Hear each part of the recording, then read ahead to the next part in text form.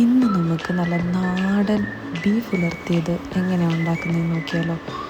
ഇത് ശരിക്കും പറഞ്ഞാൽ ഒരു പ്രയാസവുമില്ല.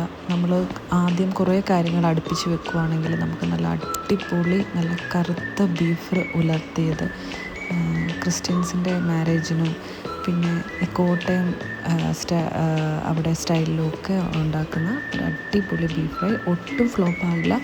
ഇത് നിങ്ങൾ ഉണ്ടാക്കിയിട്ടുണ്ടെങ്കിൽ എല്ലാവരും ഇതിൻ്റെ റെസിപ്പി നിങ്ങളോട് ചോദിക്കും. ഒരു പ്രാവശ്യം ഇത് കഴിച്ചിട്ടുണ്ടെങ്കിൽ അത്ര ടേസ്റ്റാണ്. അപ്പോൾ ആദ്യം നമുക്ക് ബീഫ് നല്ലപോലെ ക്ലീൻ ചെയ്ത് റെഡിയാക്കിയതിന് ശേഷം ഇപ്പം 1 കിലോ ബീഫാണ് ഞാൻ എടുക്കുന്നത്. അപ്പം 1 കിലോ ബീഫിന് 3 സവോള എടുത്തിട്ടുണ്ട്. അത് നല്ലപോലെ ചെറിയ പീസായിട്ട് അരിഞ്ഞെടുക്കണം. പിന്നെ തൊലിയോടുകൂടി തന്നെ ഒരു ഫുൾ ഗാർലിക്ക് നല്ലപോലെ ചതച്ചെടുക്കുക. പിന്നെ അതിൻ്റെ പകുതി ഇഞ്ചിയും ചതച്ചെടുക്കുക. അതിനുശേഷം ഈ 1 കിലോ ബീഫ് നമുക്ക് കുക്കറിലിടാം. കുക്കറിലിട്ടതിന് ശേഷം 3 സവോള അരിഞ്ഞതും ഇടുക. ഒപ്പം നമ്മൾ ഇഞ്ചി വെളുത്തുള്ളി ചതച്ചതും പച്ചമുളകും ചേർക്കണം. പിന്നെ 1 ടീസ്പൂൺ മഞ്ഞൾപ്പൊടി, 2 ടേബിൾ സ്പൂൺ മുളക് പൊടി, മുളക് പൊടിയുടെ ഇരട്ടി വേണം മല്ലിപ്പൊടി ഇടാൻ, അതായത് 4 ടേബിൾ സ്പൂൺ മല്ലിപ്പൊടി. അതിനുശേഷം 1 teaspoon garam masala, 1 teaspoon pepper powder, പെരിഞ്ജീരകം മുഴുവനായിട്ടുള്ള പെരിഞ്ജീരകമാണെങ്കിൽ അത് ഒരു 3/4 ടീസ്പൂൺ, അല്ലെങ്കിൽ പെരിഞ്ജീരക പൊടിയാണെങ്കിൽ 1 ടീസ്പൂൺ, ഒരു പകുതി നാരങ്ങയുടെ നീര് ഒഴിക്കുക. പിന്നെ കുറച്ച് കറിവേപ്പില, പിന്നെ കല്ലുപ്പാണ് നല്ല ടേസ്റ്റ്. നിങ്ങൾക്കത് ഇല്ലെന്നുണ്ടെങ്കിൽ സാധാരണ ഉപ്പ് ഇടാവുന്നതാണ്. എന്നിട്ട് നല്ലപോലെ ഞെരടി മിക്സ് ചെയ്തെടുക്കുക. കുക്കർ അടച്ചിട്ട് ഒരു കൂട്ടി വെച്ച് 4 വിസിലും കുറച്ച് വെച്ച് 2 വിസിലും അടിക്കുക. ഓക്കെ, ഇനി നമ്മുടെ താരത്തിനെ വെക്കാം. അതിലേക്ക് എണ്ണ ഒഴിച്ച് കറിവേപ്പിലയിട്ട് പൊട്ടിക്കണം. കൂടെ തന്നെ ഒരു 5-6 വെളുത്തുള്ളി നീളത്തിൽ ചെറുതായി അരിഞ്ഞതും കൂടെ ഈ എണ്ണയിലിട്ട് ഒന്ന് മൂപ്പിച്ച് ചെറിയൊരു ബ്രൗൺ നിറമാകുന്ന വരെ ഫ്രൈ ചെയ്തെടുക്കാം. അത് കഴിഞ്ഞ് ആ എണ്ണയിലേക്ക് കുറച്ച് 1 ടീസ്പൂൺ കടുകിട്ട് പൊട്ടിക്കുക. പിന്നെ കുറച്ച് കറിവേപ്പില ചേർക്കുക. അതിനുശേഷം കൊച്ചുള്ളി അരിഞ്ഞത് എത്ര വേണമെങ്കിലും നിങ്ങൾക്ക് ചേർക്കാം. ഒരു പിടിയെങ്കിലും കൊച്ചുള്ളി അരിഞ്ഞത് ചേർത്ത് നല്ലപോലെ വഴറ്റിയെടുക്കണം ആ എണ്ണയിൽ. അപ്പം അത് വഴന്നതിന് ശേഷം നമുക്ക് കുറച്ച് തേങ്ങാക്കൊത്തും കൂടെ ചേർത്ത് കൊടുക്കാം. ചേർത്ത് കുറച്ച് മിക്സ് ചെയ്യണം. മിക്സ് ചെയ്തതിന് ശേഷം വറ്റൽ മുളക് ചേർത്ത് കൊടുക്കുക. അത് നല്ലപോലെ ഒന്ന് മിക്സ് ചെയ്യുക. ഇനി നമ്മുടെ കുക്കറിലെ വിസിൽ എല്ലാം പോയിട്ടുണ്ട്. അപ്പോൾ അതിലേക്ക് നമ്മുടെ ഫുള്ളായിട്ട് ആ വെള്ളത്തോടു കൂടി തന്നെ ബീഫ് ഉരുളിയിലേക്ക് ചേർത്ത് നല്ലപോലെ മിക്സ് ചെയ്തെടുക്കാം. നമ്മൾ കുക്കറിൽ കൂട്ടി വെച്ച് 4 വിസിലും കുറച്ച് വെച്ച് 2 വിസിലും മാത്രമേ അടിച്ചിട്ടുള്ളൂ. ഈ സമയത്ത് ബീഫ് വെന്തിട്ടില്ല. കാരണം ബീഫ് വേകാൻ പാടില്ല. ബീഫ് ഒരു 60% ഒക്കെ മാത്രമേ കുക്കറിൽ ബീഫ് വേകാൻ പാടുള്ളൂ. ഇനി നമ്മൾ ബീഫ് വേവിച്ച് അതിനെ വരട്ടിയെടുക്കുന്നത് ഈ ഉരുളിയിലാണ്. അപ്പം അങ്ങനെ നമ്മൾ ആദ്യം കൂട്ടി വെച്ച് ഫ്ലെയിം കൂട്ടി വെച്ചിട്ട് ആ വെള്ളം നല്ലപോലെ വറ്റിച്ചെടുക്കുക.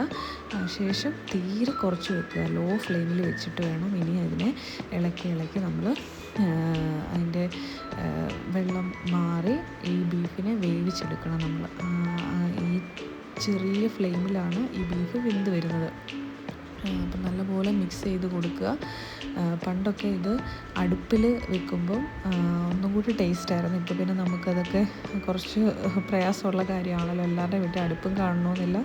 അതുപോലെ അത്രയും മെനക്കെട്ട് നിന്ന് ചെയ്യാനുള്ള ഒരു ക്ഷമയും ഉണ്ടാവില്ല. ഓക്കെ, അപ്പോൾ ഇതിലേക്ക് 1 ടീസ്പൂൺ പെപ്പർ പൗഡർ ഈ സമയത്ത് ചേർത്ത് കൊടുക്കാം. പിന്നെ ഇതിൻ്റെ മെയിൻ ഒരു മസാലയാണ് നമ്മൾ തയ്യാറാക്കി വെക്കണം. അതായത് 1 ടേബിൾ സ്പൂൺ പെരിഞ്ജീരകം, ഒരു 4-5 ഏലക്ക, ഒരു 3 ഗ്രാമ്പൂ, ഒരു ചെറിയ പട്ട, ഇതെല്ലാം കൂടെ നല്ലപോലെ പൊടിച്ച് മാറ്റി വെക്കണം. ഇതാണ് ഇതിനകത്ത് ഒരു മെയിൻ മസാല എന്ന് പറയുന്നത്. അത് ലാസ്റ്റ് നമുക്ക് ഇട്ട് കൊടുക്കണം. അപ്പം ഇതിൻ്റെ ഇടയിൽ നമ്മൾ നമ്മുടെ വെള്ളമെല്ലാം വറ്റിയതിന് ശേഷം ഒരു പകുതി സവോള ചെറുതായിട്ടല്ല ഒരു നൈസായിട്ട് അരിഞ്ഞിട്ട് കൈ കൊണ്ടൊന്ന് ജസ്റ്റ് വിടർത്തിയിട്ടിട്ട് ഇതിനകത്തിട്ട് കൊടുക്കുക. അത് കഴിഞ്ഞ് അത് വീണ്ടും ഒന്ന് നല്ലപോലെ മിക്സ് ചെയ്തെടുക്കുക. മിക്സ് ചെയ്തതിന് ശേഷം നമ്മൾ ഇപ്പം ഫ്ലെയിം തീരെ കുറച്ചാണ് വെച്ചേക്കുന്നത്. അടി കരിഞ്ഞു പോവാതെ നമ്മൾ ഇളക്കിക്കൊണ്ടിരിക്കണം. ഇതിനിടയിൽ നമ്മൾ കുറച്ച് വെളിച്ചെണ്ണ ഒഴിച്ചു കൊടുക്കണം. വെളിച്ചെണ്ണ ഇതിനകത്ത് മെയിനാണ്. വെളിച്ചെണ്ണയിൽ ഈ ബീഫ് ചെറിയ ഫ്ലെയിമിൽ ഇങ്ങനെ വരണ്ട് വരുന്നത് തന്നെയാണ് ഇതിൻ്റെ ഒരു മണവും ആ ടേസ്റ്റും ഒക്കെ കൂടുതൽ കൊടുക്കുന്നത്. അപ്പോൾ വീണ്ടും നമ്മളൊരു ചെറിയ ഒരു ടീസ്പൂൺ പെപ്പർ പൗഡർ ആഡ് ചെയ്ത് കൊടുക്കുക. വീണ്ടും നമ്മളിത് മിക്സ് ചെയ്ത് ഇളക്കിക്കൊണ്ടിരിക്കുക. ഇപ്പം നമ്മൾ കുക്കറിൽ നിന്ന് എടുത്ത ബീഫിനേക്കാട്ടിലും കുറച്ചുകൂടെ വെന്തിട്ടുണ്ട്. അപ്പം ഇനിയും നമുക്ക് കുറച്ചുകൂടെ വേവാനുണ്ട്. അപ്പം ഇതിൻ്റെ ഇടയിൽ നമുക്കൊരു അരമുറി നാരങ്ങ നീര് ചേർത്ത് കൊടുക്കാം. നമ്മളൊരു അരമുറി കുക്കറിൽ ബീഫ് വേവിക്കാൻ വെച്ച സമയത്ത് ഒരു അരമുറി ചേർത്തിട്ടുണ്ട്. അപ്പോൾ ഇപ്പം നമ്മളൊരു അരമുറി ചേർത്ത് കൊടുക്കുക. അപ്പോൾ നമ്മുടെ ബീഫ് നല്ല പോലെ ഫ്രൈ ആയി വന്നിട്ടുണ്ട്. ഇനിയും നമുക്ക് ഒരു പ്രശ്നമില്ലെന്നെങ്കിൽ നമുക്കൊരു ഇച്ചിരി പെപ്പർ പൗഡർ കൂടി ചേർത്ത് കൊടുക്കാം. ഞാൻ ചേർക്കുന്നില്ല. അപ്പം നമ്മൾ ആദ്യം ഫസ്റ്റ് വറുത്ത് വെച്ചിട്ടുള്ള കറിവേപ്പിലയും വെളുത്തുള്ളിയും കൂടെ ചേർത്ത് മിക്സ് ചെയ്ത് കൊടുക്കാം. നല്ലപോലെ മിക്സ് ചെയ്തതിന് ശേഷം നമ്മൾ പൊടിച്ച് വെച്ചിരിക്കുന്ന മസാല ഇനിയാണ് ചേർത്ത് കൊടുക്കാൻ പോകുന്നത്. ഇതിൻ്റെ മെയിൻ ഹൈലൈറ്റ് എന്ന് പറയുന്നത് ഈ പൊടിച്ച് വെച്ചിരിക്കുന്ന ഇൻസ്റ്റൻ്റായിട്ട് നമ്മൾ പൊടിച്ച ഈ മസാലയാണ്. നമ്മൾ വേറെ ഒരു ഗരം മസാല ഇട്ടാലും ഈ ഒരു ടേസ്റ്റ് ഉണ്ടാവില്ല. അതുകൊണ്ട് ഇത് മസ്റ്റായിട്ട് നിങ്ങൾ പൊടിച്ച് ചേർക്കേണ്ട ഒരു മസാലയാണ്. എന്നിട്ട് ഇതിന് ശേഷം നല്ലപോലെ ആ ചൂടിൽ തന്നെ നല്ലപോലെ ഇളക്കി ഈ മസാല ആ ബീഫിലെല്ലാം ഒന്ന് പെരണ്ട് വരുമ്പോഴത്തേക്കും നമ്മുടെ ബീഫ് ഉലർത്തിയത് അല്ലെങ്കിൽ ബീഫ് ഡ്രൈ ഫ്രൈ റെഡി ആയിട്ടുണ്ട്. ഇത് മസ്റ്റ് ആൻഡ് ട്രൈ ആണിത്. നിങ്ങൾക്ക് ഒരുപാട് ഇഷ്ടപ്പെടും. ഇതിൻ്റെ റെസിപ്പി നിങ്ങളോട് എല്ലാവരും ചോദിക്കും, അത്ര ടേസ്റ്റാണ്. ഇഷ്ടപ്പെട്ടാൽ ഒന്ന് ലൈക്ക് ചെയ്യണം, ഷെയർ ചെയ്യണം, എൻ്റെ ചാനലൊന്ന് സബ്സ്ക്രൈബ് ചെയ്ത് സപ്പോർട്ട് ചെയ്യണം. താങ്ക്